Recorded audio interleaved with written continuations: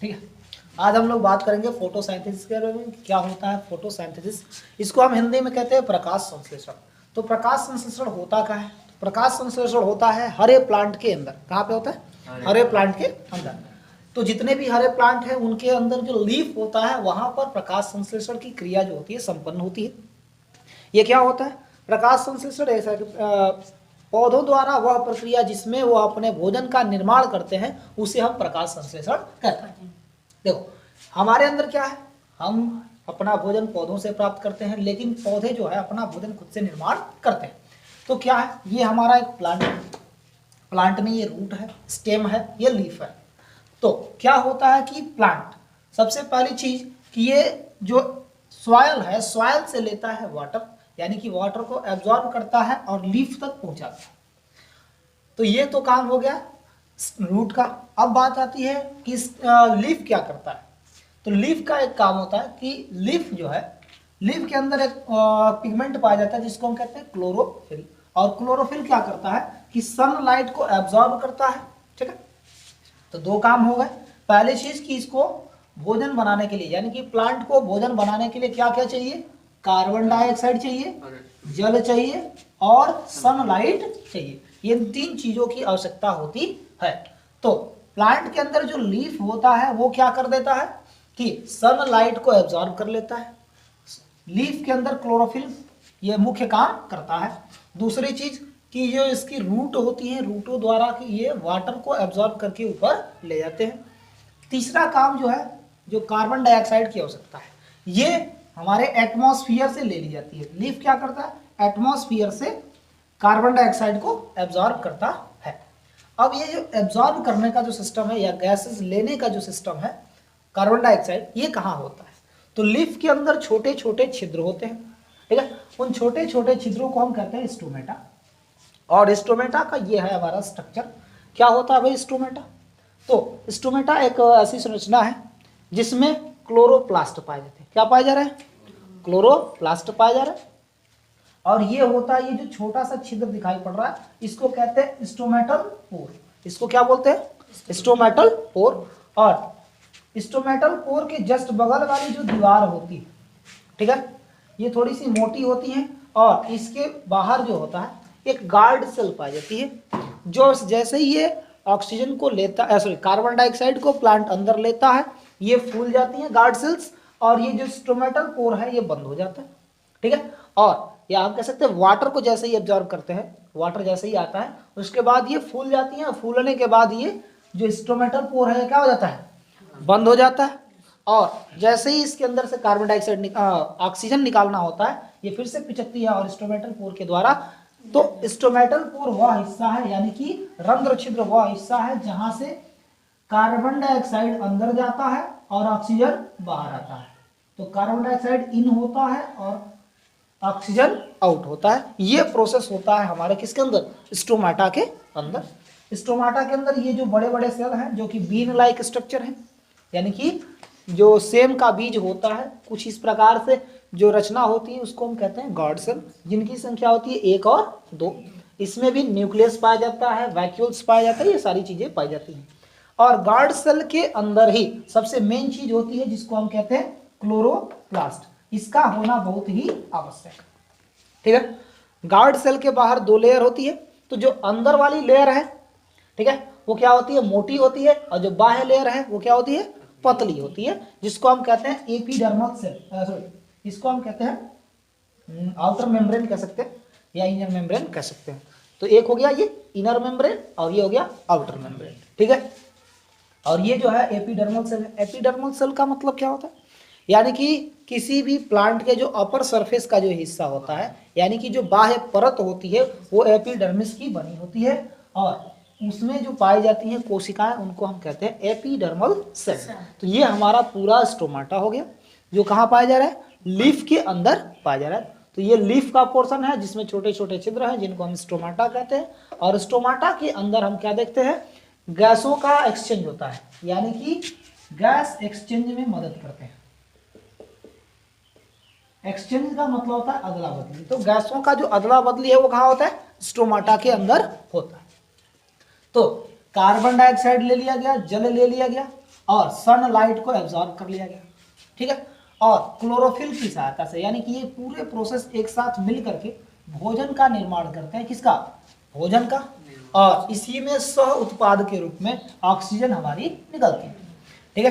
तो पूरे फोटोसिंथेसिस में हम देखें तो क्या क्या हो रहा है, तो पूरे फोटोसिंथेसिस में होता है 3 चीजें, जिसको हम क्या क्या कह सकते हैं।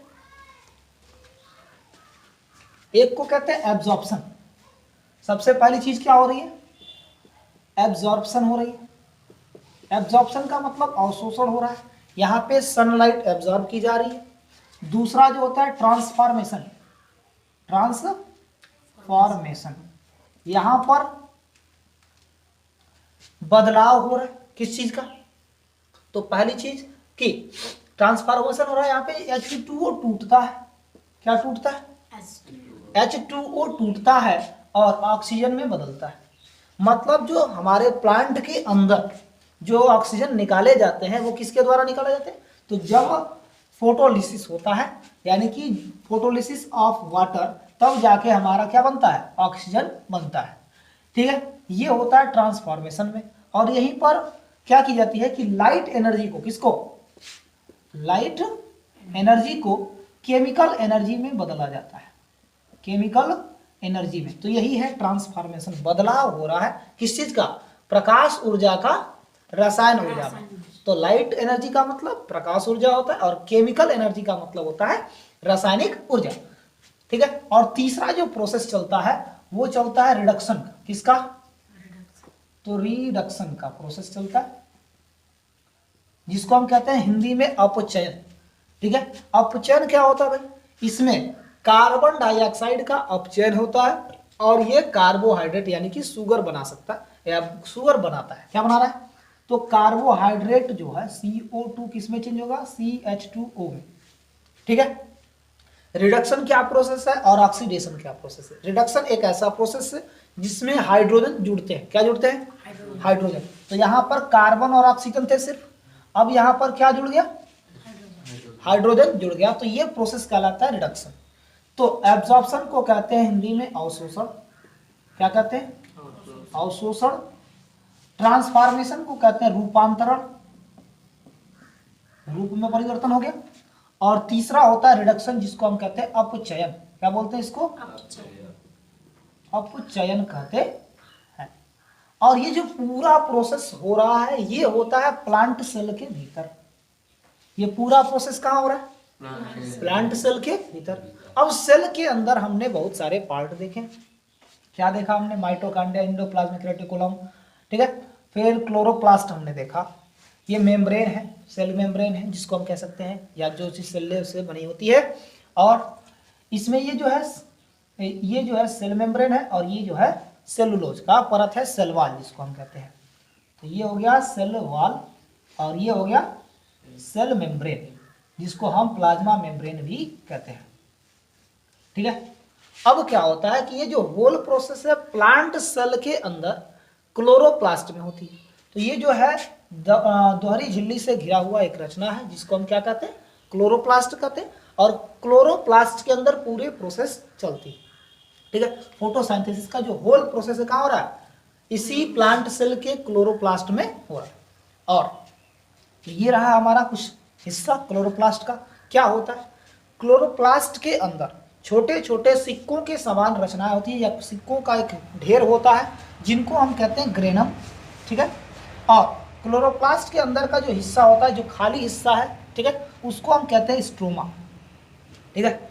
ये दो जो होते हैं इन्हीं के अंदर टोटल जो लाइट प्रोसेस है या फोटोसिंथेसिस का प्रोसेस है वो हो रहा है। अब फोटोसिंथेसिस में 2 क्रियाएं होती हैं, कितनी क्रियाएं होती हैं,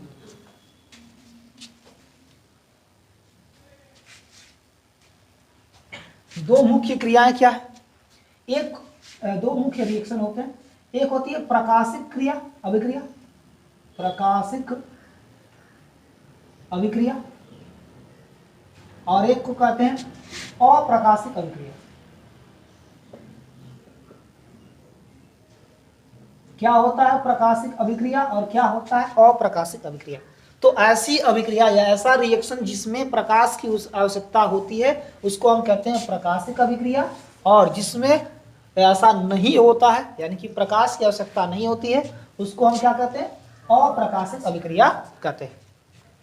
प्रकाशिक अभिक्रिया को हम कहते हैं हील रिएक्शन। क्या बोलते हैं इसको? हील रिएक्शन, या इसको हम कहते हैं लाइट रिएक्शन। क्या बोलते हैं इसको? लाइट रिएक्शन कहते हैं। और अप्रकाशिक अभिक्रिया को कहते हैं डार्क रिएक्शन। क्या कहते हैं इसको? डार्क रिएक्शन कहते हैं। क्यों? क्योंकि ये अंधेरे में हो रही है, बिना प्रकाश के हो रही है, और ये किस में हो रही है? लाइट में हो रही है, प्रकाश में हो रही है, इसलिए इसको लाइट रिएक्शन। अब देखो यहां पर ये दोनों प्रोसेस हो रहा है कहां पे? इसी ग्रेना और स्ट्रोमा के बीच में हो रही है। तो यहाँ का ये जो हाफ प्रोसेस है, इधर वाला ये जिसमें लाइट ली जा रही है, ये होगा हील अभिक्रिया, जिसको हम कहते हैं प्रकाशिक अभिक्रिया। और ये वाला जो पोर्शन होता है, ये क्या होता है? अप्रकाशिक अभिक्रिया। इसमें क्या होता है ध्यान से समझेंगे। तो ये जो ग्रेनम होते हैं, ग्रेनम क्या करते हैं भाई? इसमें क्लोरोफिल का जो सिस्टम है वो लाइट को एब्जॉर्ब कर रहा है। क्या कर रहा है? लाइट को एब्जॉर्ब कर रहा है, यानी लाइट को अवशोषित कर रहा है। ठीक है। और जब लाइट क्या करता है कि वो जो लाइट है वो वाटर के मॉलिक्यूल्स को फोटोलिसिस करता है। क्या करता है? तो फोटोलिसिस ऑफ वाटर, जिसको हम कहते हैं फोटोलिसिस ऑफ वाटर, यानी कि प्रकाश द्वारा ही क्या हो रहा है? जल टूट रहा है। लिसिस का मतलब होता है टूटना। यहां पर प्रकाश के द्वारा जल टूटता है। ठीक है। जब टूटता है तो वहां पर क्या बनता है? एटीपी बनता है। क्या बनता है? एटीपी बनता है, और साथ में NADPH बनता है, या इसको हम कह सकते हैं NADP.2H। NADP.2H ये निकोटिनामाइड एडेनिन है। ठीक है। ये बनता है। और एटीपी क्या है? एडिनोसिन ट्राइफॉस्फेट, यानी कि इन रूपों में एनर्जी निकलती है। क्या निकलती है? एनर्जी निकलती है। और इसका उपयोग कौन होता है? अप्रकाशिक अभिक्रिया में हो जाता है। मतलब जितनी एनर्जी यहां पर बनी उसका उपयोग कहां होगा? अप्रकाशिक अभिक्रिया। तो अप्रकाशिक अभिक्रिया होती है केल्विन साइकिल। क्या कहलाती है? यानी कि एक प्रकार का चक्र चलता है जिसको हम कहते हैं केल्विन चक्र। ठीक है। जो कहां हो रहा है? अप्रकाशिक अभिक्रिया में भाग ले रहा है। इसमें क्या होता है कि कार्बन डाइऑक्साइड जो लिया जा रहा है, क्या लिया जा रहा है?